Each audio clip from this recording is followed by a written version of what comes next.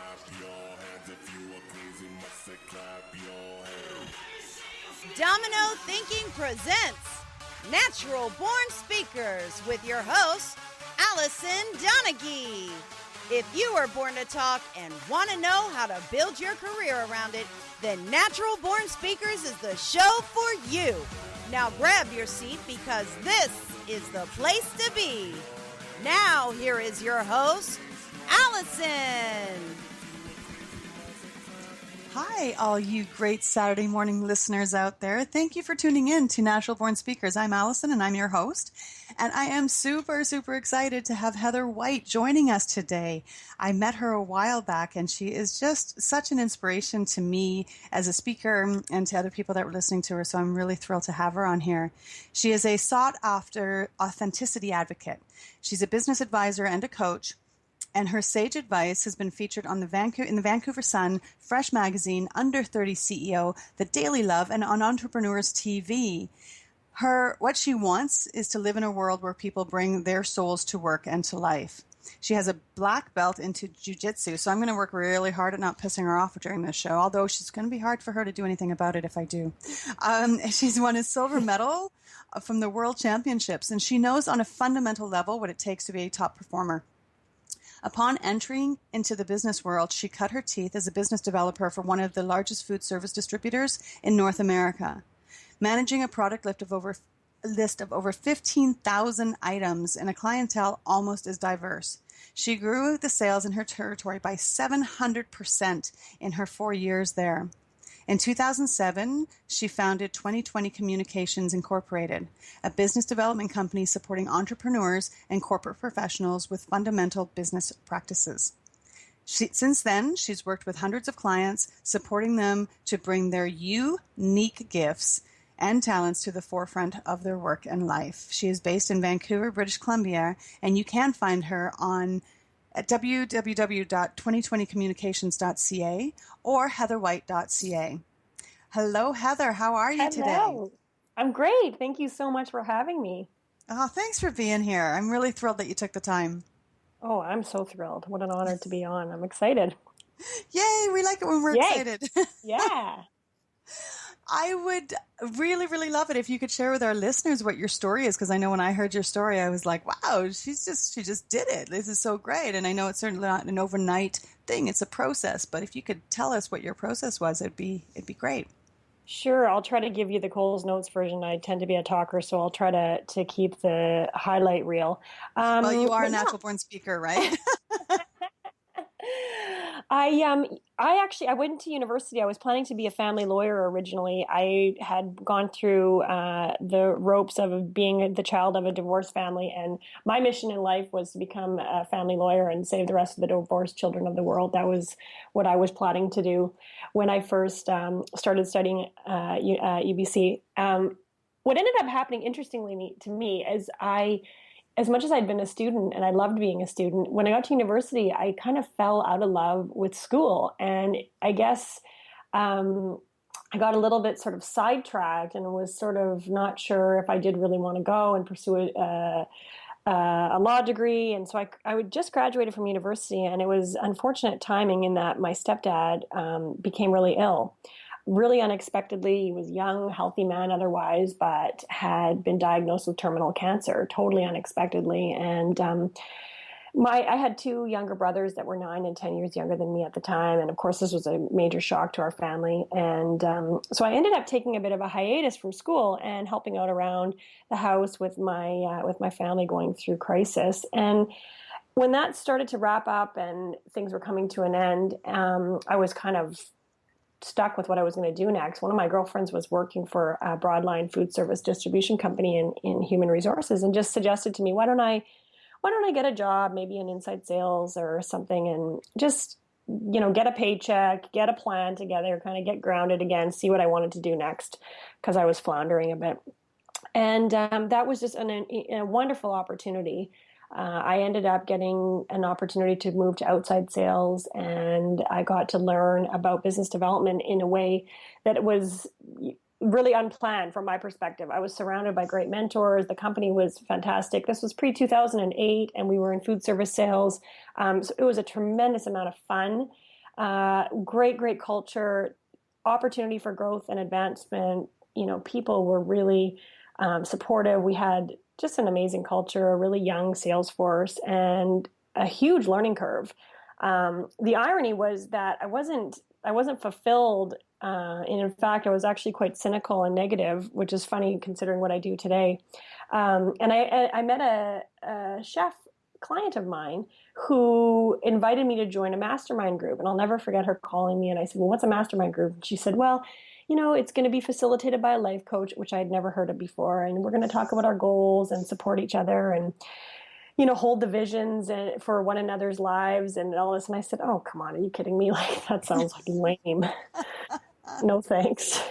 And she was really persistent, thankfully, because to make a long story short, I did end up in that mastermind group, and I did end up being introduced to life coaching, and furthermore introduced to one of my first teachers, Bob Proctor, who I then went on to study quite formally with for a couple of years.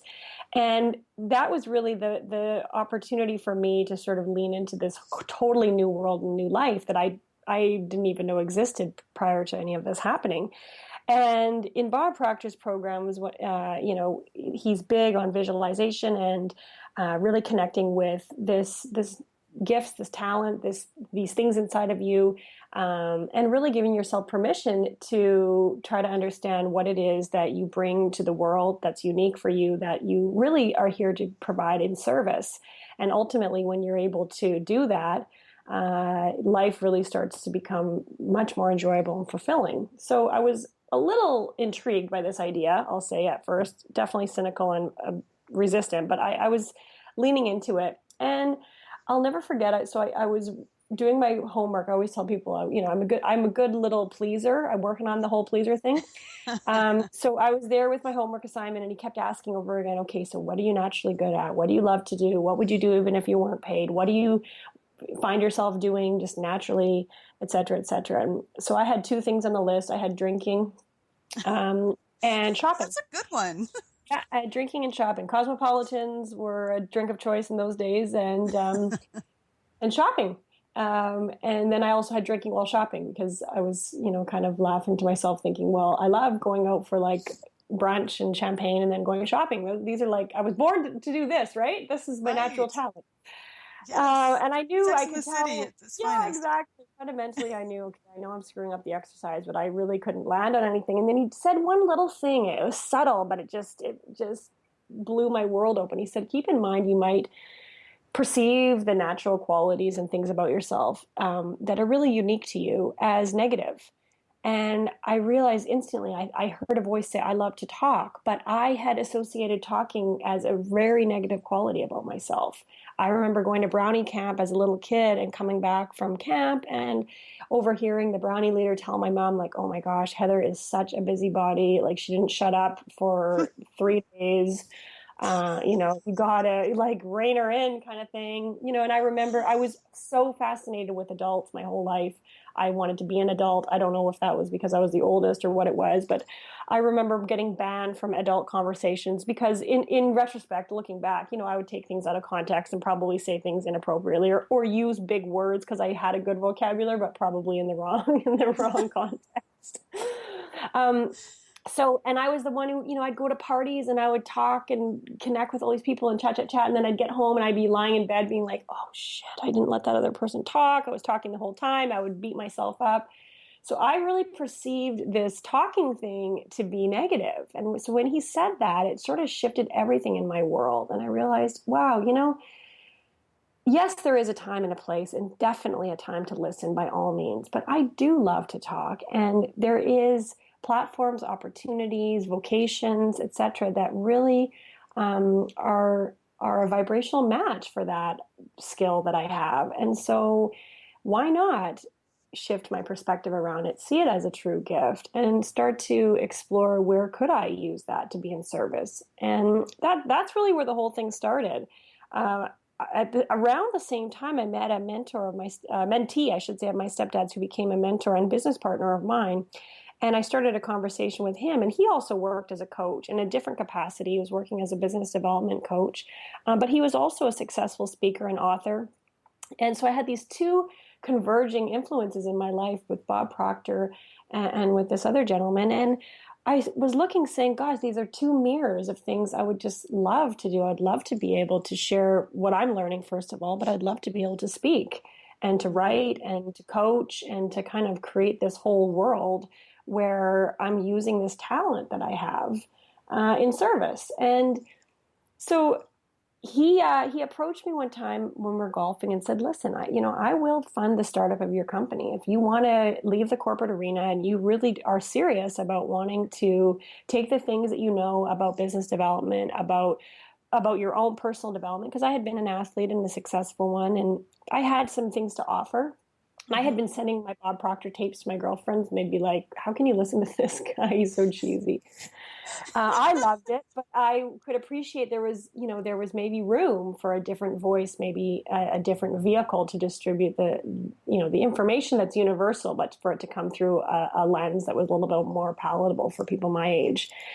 And so I did. I went home. I told my husband, who was my boyfriend at the time, that I was going to quit my corporate job, and I had a angel investor to fund the startup of this consulting company that I wanted to try and launch. And he said, okay. And we did it. And that was 2007.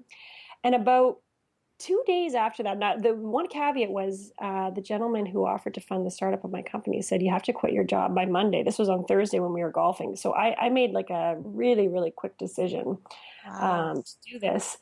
And a couple of days later, I'm in the gym. I'm a big fan of aerobics classes. I think I was born in the wrong decade, but anyways, that's another story. And I'm in the gym, and this woman who I've been doing aerobics beside for quite a few years. It's funny that we've just mostly just shared niceties and hellos and never really talked to one another. But for whatever reason, this particular day, she engages me in a conversation, and she says, oh yeah, so what do you do? And out of my mouth, I don't know why, I didn't have time to think, I said, oh, I'm a motivational speaker. She said, oh, you're kidding. She said, that's amazing. I am the counselor for the University Hill Secondary School up the street, and our motivational speaker for the launch of the Grade 8 Day has just backed out on me, and I'm in need of a speaker. I don't have a big budget. I only have $500 for a 45-minute speech. Would you be open to doing it? I'm like, sure. I would love the opportunity to do Why that. not? And so that was my first gig. I booked right there. I hadn't even given notice yet. I was just in between on the weekend at the gym, and I thought, wow, this is a little like sign, nudge from the universe, right direction. Let's go. Mm-hmm. And that's how things started. And that was 2007. And I've been doing it ever since. And I've spoken everywhere from, I've lost track of how many stages I've taken. In the early days, I spoke as much as I could, for free. It was a business development tool as well for me, because I would often be able to connect with people that were looking for some more tangible coaching. And so it was not for nothing by any means, in terms of both getting the chance to practice, but also building my coaching roster. But yeah, when I think about how many different speeches I've given, from hair salons and yoga studios to big venues, to schools, to hotels, it's just lapel mics, everything. It's just crazy. It's crazy when I think about it. And it all really goes back to just that little nudge from inside me that said, I love to talk, and what are the opportunities for me to use that skill? That's how I got here. I love your story. I love that you were just like working out, and that just comes along, and that you're just so willing to say yes. Yeah, I didn't have a chance to think about it, which is, I think, the good thing. Yeah, and I want to say, yes, I was so willing. I do want to say that. But, after I went home that day, I was like totally freaked out. I have to be honest. What did I just do? I'm a motivator. Yeah, but you worry about that after you say yes, right? The tough part's saying yes. You do, yeah. Forgot to mention, I've given one eulogy in my life. That's the extent of my experience. But she didn't ask. And I did do a fantastic job. I've never rehearsed harder for anything than I did for for initial speech. And it was wonderful. Yeah. Yeah. Well, I think what you said was that something you had said about being in service, and I'm finding that is popping up all over the place. And so when somebody asks you to do that, and you're in service to make them look good and to do your very best all the time for the other person as well as for yourself, but I'm finding that is just coming up more and more and more, especially with the people that I'm encountering who are successful. That their focus is not just on themselves. It's what can they contribute and what can they add and how can they do things better for other people.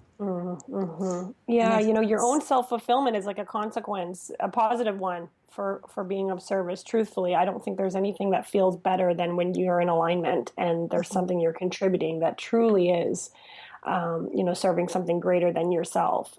And the benefit is huge, enormous in inner fulfillment.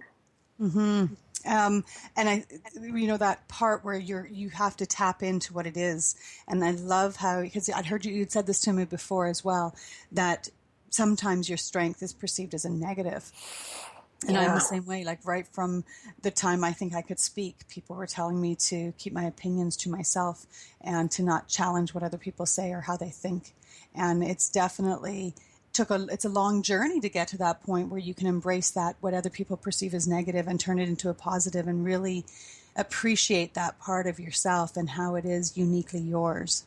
I'm Absolutely. Listening to Danielle Laporte right now. Do you know her? I do, yes. Yeah. God, she has the best voice ever. She does have a wonderful voice. She's a wonderful person. Danielle has actually been a wonderful supporter. I'm a huge fan and supporter of her work, but she has been a huge supporter also of my work. She was my first interview for Entrepreneurs TV. She has always said yes anytime I've reached out and asked her for any support. A lot of people, she's grown exponentially since I first met her, and her platform has grown exponentially, but she has never hesitated to say yes when I've reached out and asked her for something. And she does have a great voice. I know that. She does. I'm listening to one of her audios right now. And she has a love affair with her language. But one of the things that she was saying today is on the tape is that she has a client, and she said to her client, "Well, how do you want to feel?" Because that's kind of her shtick, right? How do you feel? What do you desire? And her client said, "I want to be important." And then she started backpedaling, and I thought this so ties in with what you said, that we embrace what it is that we want to be, what matters to us. And if we can combine that with what we see as our strengths, then it really is a powerful combination. And to start putting ourselves in these positions where we say, well, maybe we should get therapy because it's not good to feel important. And try to squash that part, embrace it, and find out how you can contribute in an important way. Which takes us back to the service. Like, this is also circular and beautiful. And it's an unfolding, I think, too. I think things do unfold. When, how do you want to feel important? That makes me think, I think that would probably get deeper and deeper for that person, because there's also a place, once you start to unpack everything, you realize that you don't really want to give your power away to the outside world, in terms of sort of how you're going to feel in your life is if somebody gives you something external, like I want to feel loved, or I want to, right? Because that gives away a lot, right? You want to generate it internally. But if we shut it down at step one, then we're never going to get anywhere, right? I think that really is a huge important piece for people to hear, is that, let it unfold. Find a safe and sacred space. It's one of the best things about working in the field of coaching, and also having a coach myself, is you need a place to go, judgment-free, including your own judgment, where you can say, I want to feel important, and then just at least have that starting point, right? Without all the self-talk that comes right over top of it, which just clouds the water. Because at some point you have to start. And if the important, in this case, I want to feel important, is the starting point, then we have to dive in there. Yes.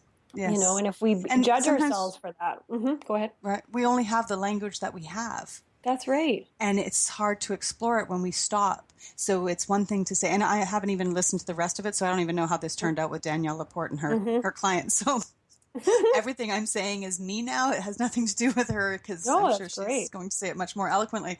But when we only have that language, and so if that woman only got to that, I want to feel important, then shut it down, then you never get to figure out what that important means. Is it about giving away your power? Is it about needing from somebody else in order to feel whole? Or is it just because in your own blood you need to feel like what you do is significant to yourself? Exactly. Totally. But until you start the conversation and the dialogue with somebody like you who's coaching people, you may never get to that. You may always get stuck on, I want to be important. Oh, no, that's bad. Correct. Right. Bingo. But then having that safe person like yourself, you can develop the language around it and understand it.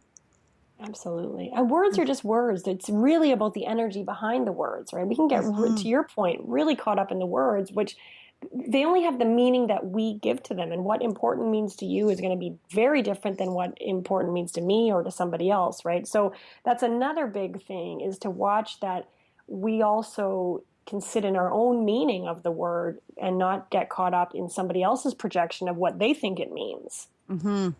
Yes, I get that, because I swear a fair amount.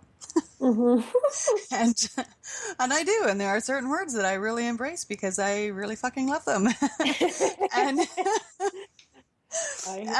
I was at a meeting one time, and a woman kept saying frickin', and I said, it's okay if you want to say fuck, like, I'm not going to judge you for that, like, it's fine. And she's, I'm far too proper. And I'm like, but we all know what you're trying to say. And I said, well, do you ever say stupid or ugly? And she goes, oh yeah, all the time. And I went like, oh, so why are those words okay? And it's that constant bumping up against what we value and what we put importance on. Yeah. And that in language is like, and the example that I just gave is just such a simple sort of term, how something like ugly does a lot more damage, in my opinion, than dropping the F-bomb. But I think we do that with ourselves, and then we place those judgments on those words like being important, and then we just keep ourselves really small. Right. Yeah. I just went to Michigan for a workshop, and one of the things they talk about there is the keeping an evidence journal. And when things happen, and it came up for me because, of course, I didn't do my homework, but it came. Oh my God, I'm so bad at homework. When you had said that you're at the gym and then this happened, and it was like it's falling into place. There's evidence that you should be doing what you're doing. And I've talked to some of the people since in the course, and they're doing this evidence journal, and they're having great success with it. Perhaps I should actually do that homework. But I think those things help.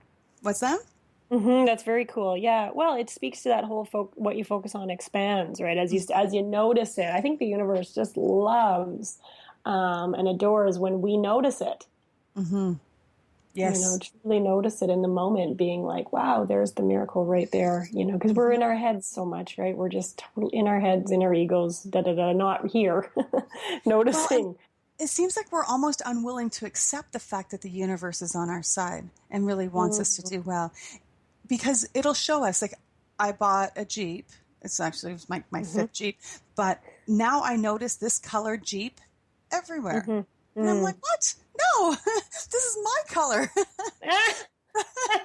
Well, that's your reticular activating system at work. What's that? That's your reticular activating system.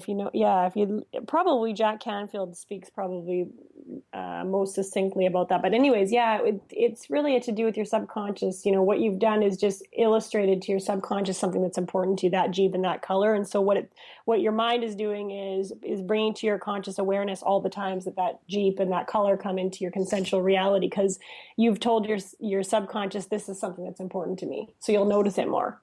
Right. So why don't we believe that happens when we're having conversations with the universe? Like, I think important to get these.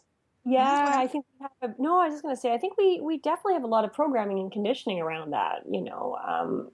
That the whole idea, if you can't prove it to me, or I can't see it, it's not real, I don't believe it. Like, there's, I don't know about you, but I definitely grew up with a lot of messages in my social and cultural realities that were definitely not necessarily open to that concept, that idea, right? So sure. The thing is, I think the key is it has to be experiential. I can tell you about it, you can tell me about it, and especially if we both had an experience in our lives that have validated that, then it becomes internal truth for us. But you can't project it onto someone else, right? It's like that saying, a good teacher shows you where to look, but not what to see. Right. And I think the key is that we have to have the experience of it ourselves. And the thing we need more than anything is just willingness. Mm-hmm. Like just that child, like I wonder if, I don't even believe this, but I wonder, I'm curious. That's that little crack where the light comes in, right? That's all we need, is just a subtle shift in our perspective that says, don't believe it, but I'm curious. I wonder. Yes. Yes, and then ask, show me. So if you're real, so real, show me. That was very much my attitude in the early days. Like, I was so cynical. I didn't believe any of it. I thought, come on, you got to be kidding me. This sounds like a bunch of airy fairy crap as far as I'm concerned. And then I said that, show me. Mm-hmm. And things started happening that I cannot explain in logical, rational thinking. Mm-hmm. Yeah, most of the things in my life, I have what I call fallen into it. I've never had a plan.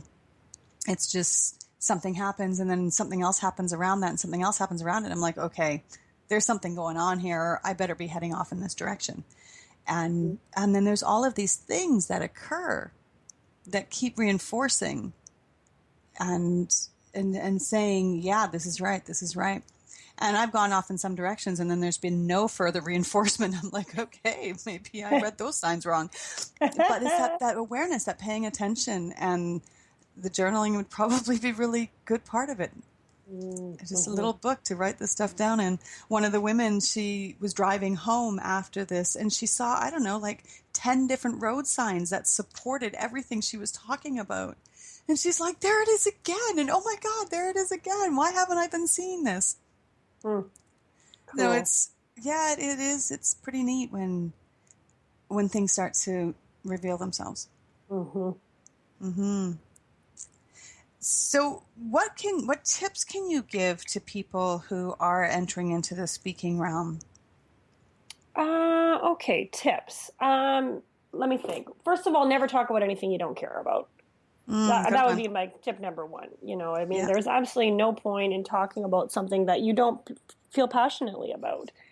And then I think if you can get those things right, then all of a sudden exponentially, opportunities, venues, arenas open for you to be able to share what it is you have to share.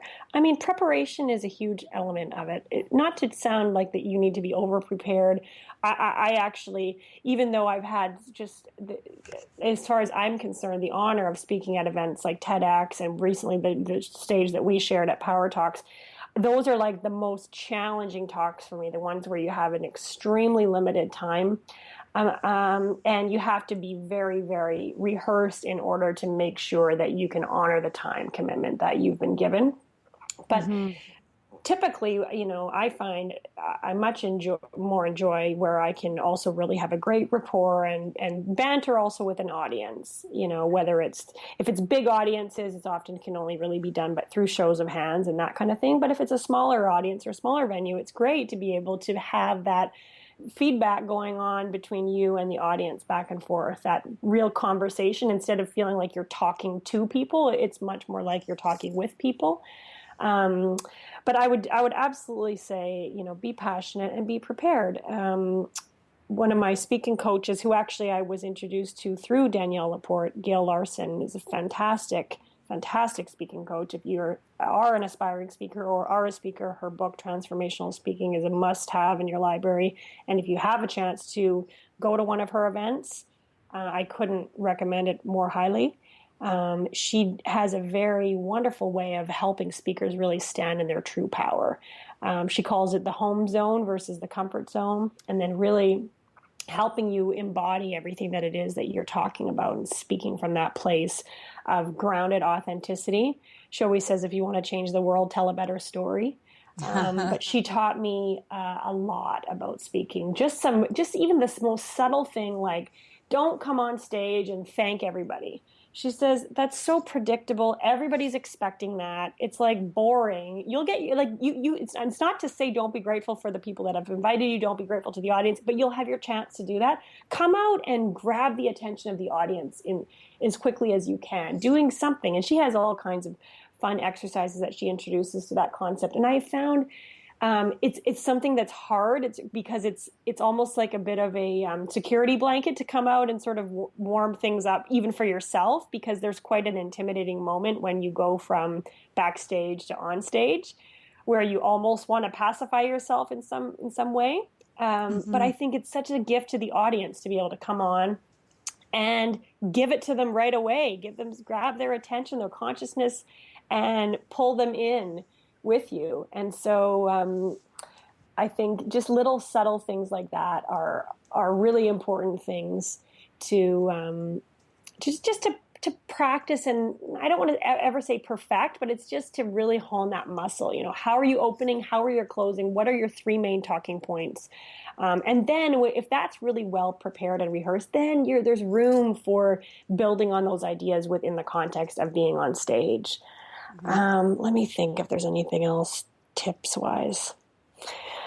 I think you definitely applied all of those things when I saw you on the stage at Power Talks, and you were so comfortable with the audience, and the audience was so comfortable with you. And I think that when you give them that level of respect, thanking them is redundant, because you were so grateful for their presence there, and that totally came across in your speech. It was very well done. Oh, thank you very much. I'm glad to hear that. Yeah, because you do. I mean, I usually give myself somewhere between a B+ and A-. So I'm glad. Our own worst critics. Yeah, it's funny. That's just how I feel. I mean, I also I just judge from the way I feel inside, and yeah. I don't know. It just, I don't, I am a recovering perfectionist. Definitely don't deny that by any means. But I don't necessarily think I'm coming down overly hard on myself when I say that. That's just my truth. That's how I feel. Because I know what I'm capable of, and I know what feels really good for me. And sometimes I can get there, but I'm really early into this vocation, and I feel excited about how much further I can go and how much more I can stretch and how much better I can get. So I don't even want to be like A+ yet. I want to be able to like really stretch into that and lean into that. And to me, that involves, working on myself. I think that's where that substance starts to come from, is if we come out of the great gate and we're absolutely amazing and fantastic, it becomes, and I've heard people talk like that, and then they stabilize it or decline or get stale or do something. But when you're rating yourself as what you think is honest, and you're aspiring for more, that I think keeps a freshness to it and an honesty to it. I agree. Yeah. And you said you did a TEDx too, yes? What was that one? Yeah, I did a TEDx for BCIT last year. It was a wonderful opportunity last January. Yeah, and I spoke on authenticity and, basically sharing my kind of story. I think that's really all I have, is my story, my experience. What I really, more than anything, want people to know is that they have the answers inside. And that's the gift that really I feel that the people that came into my life gave me. I am an avid reader and studier, and I read a book a week at least, and I'm always studying and learning. But the most profound answers to the deepest questions I've ever had about my life have come from inside of me. And I think in our culture, we're so busy and we're quite frenetic, and we don't take a lot of time to sit and to ground and to come inside and come home really to listen to the answers to those questions.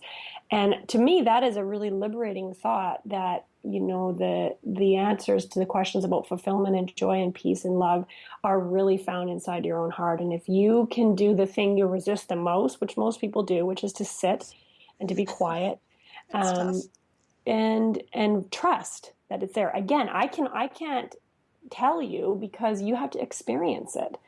But what I can say is, of the hundreds of clients I've had the honor of working with over the last whatever it's been, 2016, 9 years. Every one of them has had an experience where I'm getting goosebumps now, just even thinking and talking about it. They've had that experience, just by the invitation, by me saying, I double dog dare you to sit and just shut up and listen, see what comes up. And amazing, wonderful things come forward from inside of them, to really provide guidance around whatever the next step is for them. And then it's just a constant unfolding, and we all fall off our path by all means. I get it. I think that's part of it, right? It's the contrast. It's what invites us back. If we didn't have, darkness, we wouldn't crave light. I mean, it's part of it. So, but yeah, I think that is what I really want. I mean, what I want people to get, and that was really what the talk was about. And the idea that we need all of us to do that, because I really firmly believe every one of us on the planet is here for a specific reason. And partly we get a little, I think, it gets a little complicated because we have certain ways that presently we judge and measure what contribution looks like. And I think we've gotten away from what is the much more fundamental conversation, which is who we are when we do what we do. I mean, I have encountered the most amazing people that are doing, jobs and vocations that our culture doesn't in any way celebrate, honor, worship. They're janitors, they're bus drivers, but who they are being in their energy is absolutely exactly the contribution from their soul that I just crave everybody to show up with. My husband was traveling home on the bus, and he sent me a video. The bus driver was doing a full commentary about the weather, and then he was talking about the Canucks, and he was on the PA, and it was just absolutely hilarious. This man was so full of joy and life, and offering this to his patrons on the bus. And to me, that is what it's all about. It doesn't matter if you're a bus driver, if you're called to that, if you're a speaker, if you're a teacher, if you're a nurse. It's who are you being in your energy when you're doing what you're doing. Well, and it's that such a comes contrast. from inside. Yeah, it's such a contrast to the people that are hating every second of it. And you can feel that oozing from them too. And I always feel really sad for people in that situation. But to get around that person who is doing the commentary, damn, I want to ride that bus. Yes, it was awesome. Well, I think the people that are really suffering in what they're doing, they're suffering not because of discipline. I think there's a real misinterpretation around suffering. In my opinion, suffering is guidance. I mean, that is the soul doing everything it can to wake that person up. Right. But we have also been conditioned in a culture that says no pain, no gain, work your ass off. That's how it goes. Money doesn't grow on trees. It's a job. You're not supposed to like it. Exactly. And so we get caught and we're miserable because there is something else waiting for our life. And the misery is there to be a deterrent to continue on that path. The problem is we in our culture numb and ignore and turn away from those feelings of misery. And so they never really truly are able to influence our behaviors and our decisions in the way that I think the suffering is designed to do for us. It's really a design to say, wrong direction, turn around, stop. And sometimes it just feels so much safer to stay in misery than to risk the changes that have to happen in order to escape the misery. Oh, fair enough. It's better to sleep with the devil, right? Fair enough, yeah. And it just depends if that's no, yeah. And again, you can't do it. You can't do it for anybody, right? I mean, the best thing to do for those people that you encounter when they're in that place is you just love them. Yeah. We I think that's another thing. We're a culture of always trying to change people. And, one of my favorite teachers always says, you don't have to change people. You just have to love them. And if you think about what really is the precipitator of change, very rarely do we whip ourselves into change. And even if we do that method, it's that those to me, in my experience also as a coach, those are the things that we fall off the wagon really quick. If we're able to really start from a place of love and acceptance of here I am in this moment, and this is where I'm starting from, instead of beating ourselves up, then that place is a bedrock of really beautiful change for people. And it's got to be that I love you. I don't want you to change. There's a really subtle thing. Mm-hmm. Yeah. Now you say that people can get to this point of personal insight by being like sitting still. And what are your tips around that? Because I don't want people to walk away and go, okay, I got to be still. This is great. I've been still. I made myself sit here for 5 minutes, and now what? But how do we transition from being so busy to being still? And then what is the language we use with ourselves in order to make use of that time? And do you got anything for us? Meditation, let's just say there's hundreds of ways to practice. Meditation is really a practice of controlling the mind. What's happened is we, especially in the West, we worship our mind. We've made the rational mind our God. Instead of it being a wonderful servant, it's a terrible master. And that's really the predicament that we're in. When I say still, okay, let me just be clear, because there's beautiful walking meditations in nature. What you want to do is find a practice that is most in line with who you are. If you love music, then you might love, for example, chanting meditations or drumming or, that whole scene is available to you. If you're a thinker, you might like visual, journey meditations where you can think your way through things. If you're a reader, you might like reading, sacred utterances. That's what a mantra is. To me, that is just the yummiest thought. A mantra is a sacred utterance. Like, I love that. Oh, that is delicious. Or just go sit by the ocean if you're a nature person. Nature is in this beautiful rhythmic state. Just by being there, we can tune in to the rhythm of nature and tune out of the mind. So by no means do I want people to walk away and think, oh, I've got to go sit in the lotus position for 8 hours a day and shave my head or move to an ashram or give all my money away. No. That sounds so appealing. When said like that. Exactly. Just trust that there is a way for you, and think about what is it that you're naturally drawn to, and then just go experiment. And even if you say to yourself, all right, I don't even know if this is worth it, but I'll give it 30 days. We just have to, if you can't give yourself 30 days to exponentially improve the quality of your life, then you're not ready. And then if you're not ready, that's cool. Just carry on. Right. And it goes back to what you were saying earlier about just be willing to open that crack a little bit.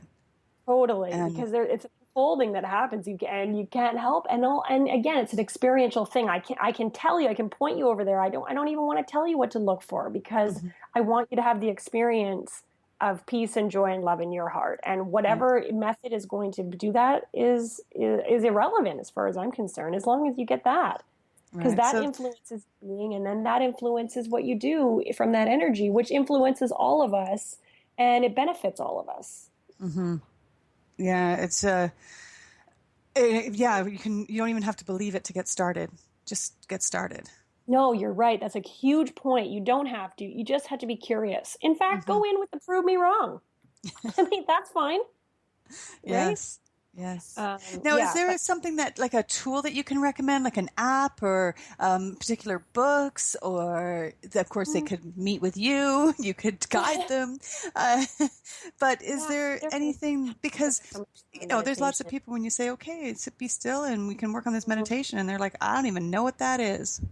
Yeah. Oh, gosh, great question. My favorite teacher is Ram Dass, formerly Richard Alpert. He has 6, 7, 8 books out around mindfulness. He has a wonderful podcast called Ram Dass Here and Now. He's a former Harvard professor, so he's a beautiful lecturer. So he's one of my favorite teachers that continues to point the way. He's practiced tons of different meditation forms, from formal like Vipassana, Zen, sitting meditations, chanting meditations, mantra meditations.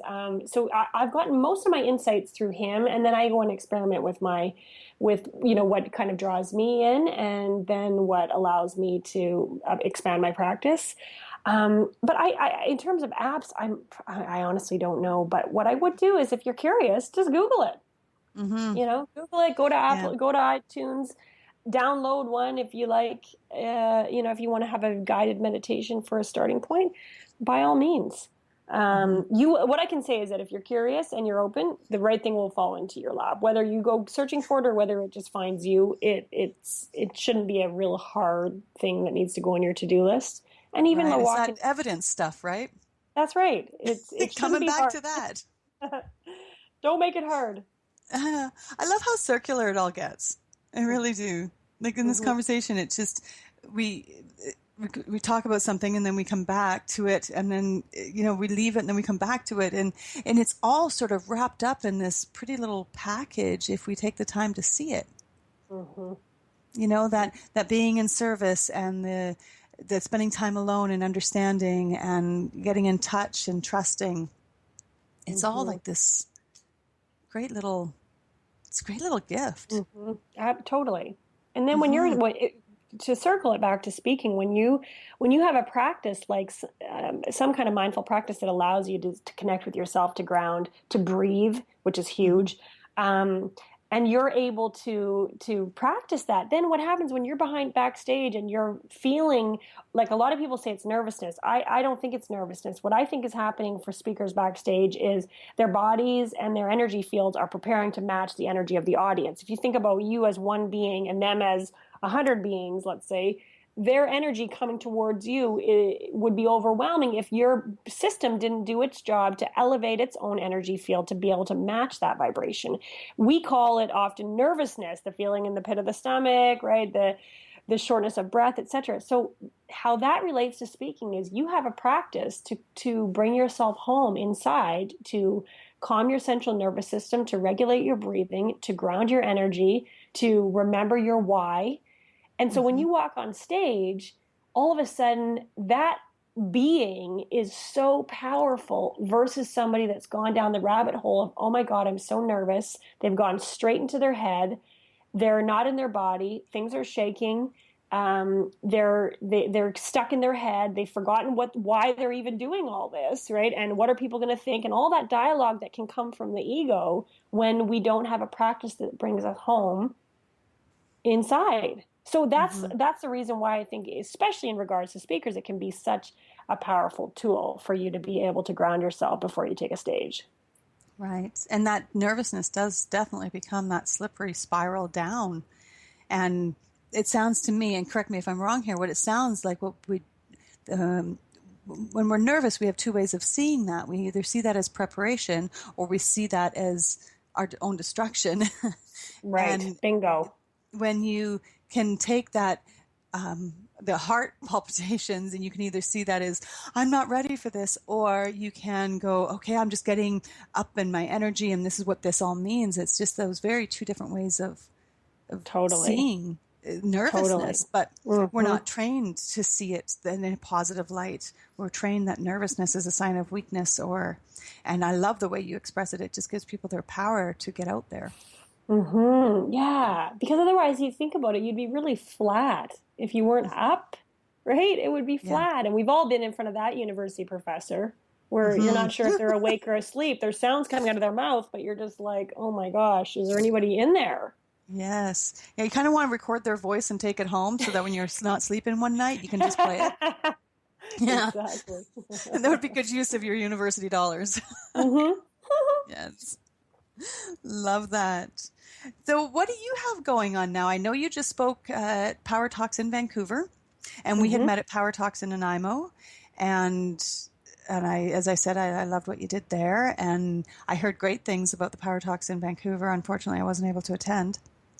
Yeah, it was a wonderful event as well. It's what an honor to be amongst a group of women that are just standing up, speaking from their hearts, telling their authentic stories, and inviting us all to grow and to expand as women and as men and as a collective unity. And yeah, it was just a wonderful day, very inspiring and motivating. Right. Do you want to actually give that a bit of a plug? And for listeners who have never heard of Power Talks, maybe just explain how Charlene has set that up? Sure. Wonderful. Yeah. Charlene Sandenko is the founder of Powerhouse, and she's got an element to the business which is called Power Talks. And it's modeled off of a kind of like a TED Talk kind of idea. Speakers are given 9 minutes to stand up, tell the room who they are, what they're passionate about, and what they care about. And the interesting thing she's added is this element of what she calls the ask, spun off the idea that, there's 3 elements that women really need to be able to elevate their businesses and their lives. And Alison, jump in here if I forget.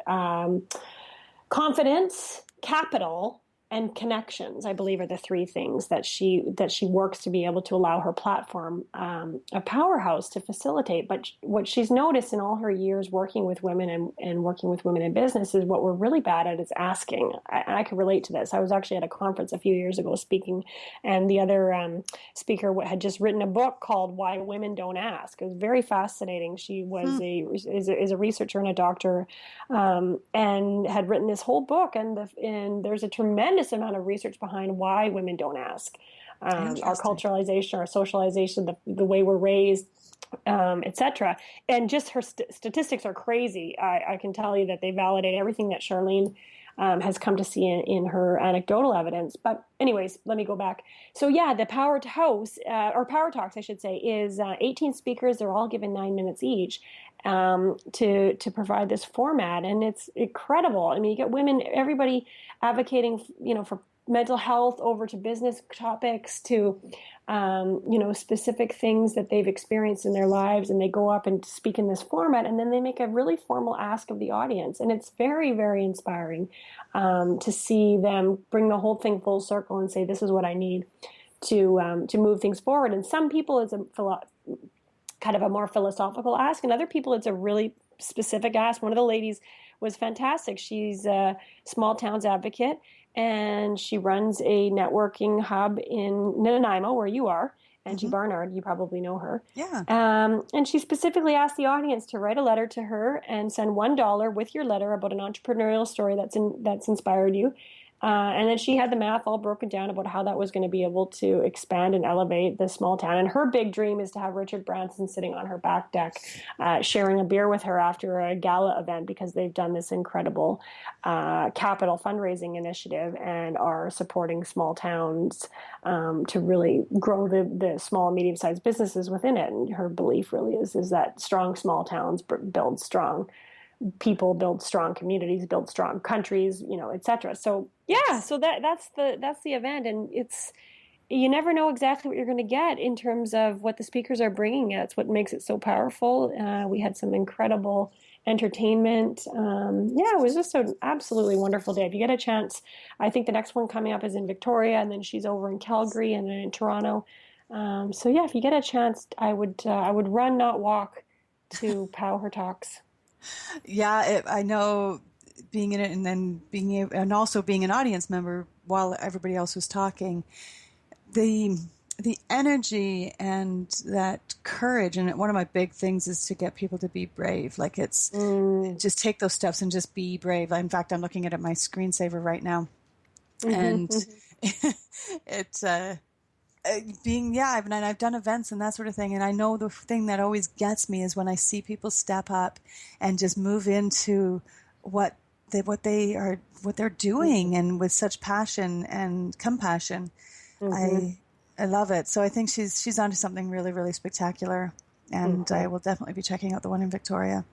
Yeah, maybe I'll be able to do a live event on that. Oh, that would be cool. Yeah, it would be fun.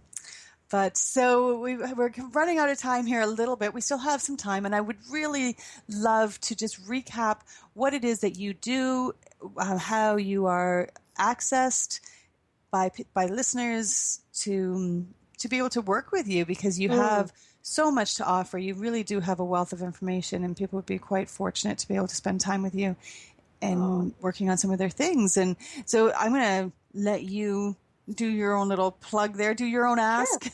Sure. Yeah, thank you. Yeah, Yes. I mean, I call myself a life designer and business advisor. My real dream is for people to be able to design and live a life that is most authentic to them. I think we're living in very interesting times with regards to technology and the way the world of work has changed. And I mostly work with entrepreneurs. I do have a few professional women and men that I work with that are still working in a somewhat traditional arena, but really forward-thinking businesses are already open to the ideas that technology has allowed us to keep us out of that grinding, traffic to get to a 9 to 5 and that sort of idea. But the reason I love life design especially, for me, is I don't necessarily want to have hard lines between my work and my play. I always tell clients, if somebody peeks in my office, I want them to not know if I'm working or playing, because I don't want it to be hard and a grind and uncomfortable. I mean, when I'm finishing my taxes, do I go through moments of stress and anxiety and worry and doubt? Of course, I'm human. And taxes are not my strength. But on the flip side, when I can, I'm a golfer, for example, and I play 100 rounds of golf plus a year, and I'm able to design my schedule around a passion that is outside of my traditional work, because I've designed my life in that way. And that's the same gift that I want to empower other people to give themselves, is this idea that they can design a life that matches who they are. So I work with mostly high-performing, high-functioning female entrepreneurs, and I do a variety of things with them, but most importantly, I think I just hold this sacred space for them to come, to learn, to grow, to expand into who they actually already are, to be able to dust away the things that are holding them back from where it is they have the potential to be. And I've learned all kinds of really simple tools, tips, and tricks around how to really elevate your energy to come into vibrational alignment with what it is you're really craving to be and to do. I keep my roster really small because I do have, like I said, these other outside passions. And I always tell my clients I'm that phone a friend. I mean, we do have scheduled sessions every month, but things come up, right? I mean, when you're working as a life design advisor for people, you can't really schedule life. Shit happens. So what? No, you can't. So I want to be there for them, and I really want to hold the space for their most benevolent outcome and their highest expression of themselves. And so for that reason, I don't have any more than 20 clients at any given time. I always, heatherwhite.ca is the best place to find me. I love what I do, and I'm honored to do the work. And the clients that I have the chance to work with just seriously blow me away. I mean, I could just bring myself to tears thinking about who they are, what they do in the world, and who they are when they do what they do. It's absolutely exponentially great for me. I pinch myself thinking this is the work I get to do. I'm truly, truly blessed. That is so great. It's so, it gives me goosebumps talking to somebody who loves what they do so much.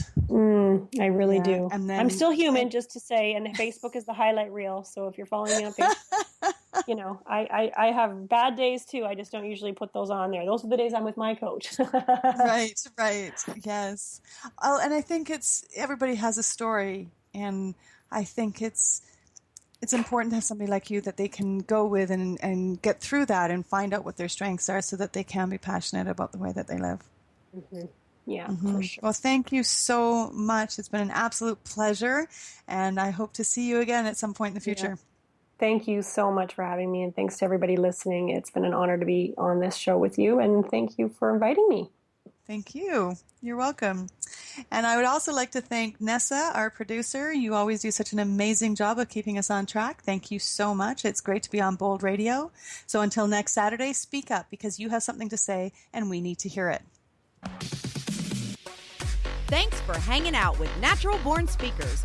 But don't stop now. Contact Alison with questions or to be a guest on the show. Alison is also available for speaking engagements. Check us out at dominothinking.com. See you next Saturday.